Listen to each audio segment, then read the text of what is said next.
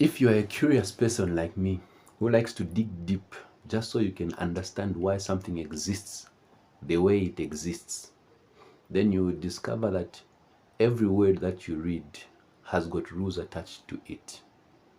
We read them the way we read them because we apply certain rules that are related to that same word. And so when you dig even deeper, you get to discover that there's no such thing as sight words. Because those same words we call sight words have got a way in which you can read them. There are rules that apply to the way you read them. We tell our learners that this is a sight word simply because we do not really know how a child would actually be able to take an explanation on how that word is actually supposed to be read. Probably their understanding is not up to par. And so because of that, we conclude and say this is a sight word. Let's look at some of the examples of the words that we can actually read. Words which we'll be able to apply certain rules to. We'll begin with simple words. Let's say, for instance, here's someone that knows the sounds of all the 26 letters of the alphabet. And then we introduce certain words to them so that they can be able to read. So, for instance, if I introduce the word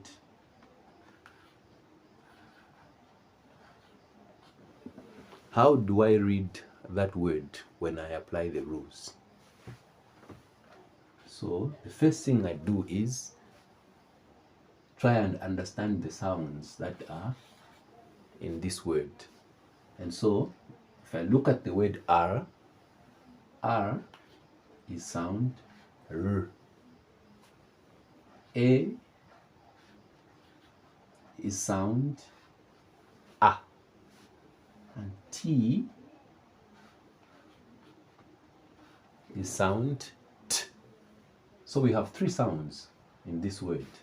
And these sounds are R, A, T, R, A, T. And so when we try to eliminate the pauses, we'll have something like R, A, T, R, A, T, which is rat. Let's get to a more complicated word.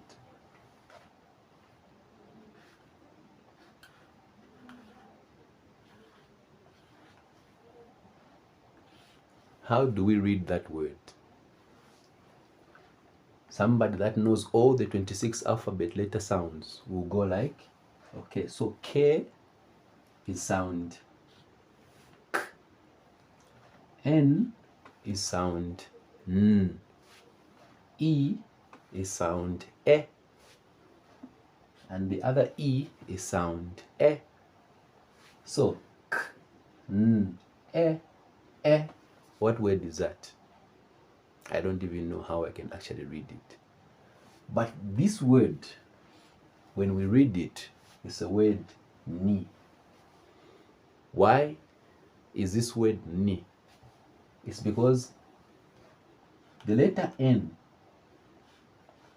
makes the sound N. And then there is a combination of two letters which also makes a similar sound to N. And those letters are K, N. So that sound N. And then we have double E. The letter E makes sound E, but when it's combined with another E, the rule is that this sound changes to sound E. It changes to sound E. So if this is sound E, meaning KN is sound N, and this is sound E. So meaning N, E, Ni. So that's how you apply such rules. Let's look at one more.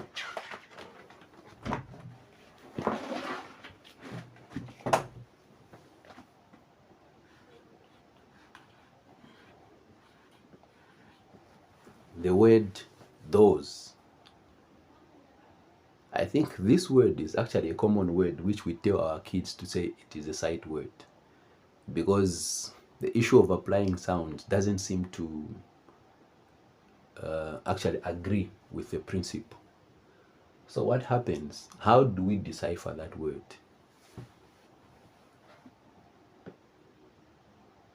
TH is a digraph which makes the sound th.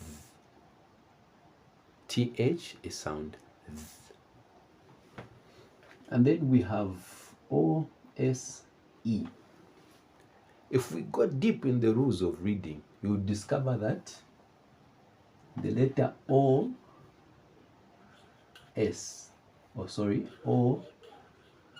E is sound O, as well as O dash E is sound O. There is this dash because there is a letter that occupies this space in a word. And so if TH is a V and then OE is O and then S is sound S. But in this word, it doesn't sound like that. Instead, it makes sound Z. Why does it make sound Z? It's because it sits in between two vowel sounds. So the sound S changes to Z because it's sitting in between two vowel sounds. So this is V or Z, those. That's how the application of rules actually works.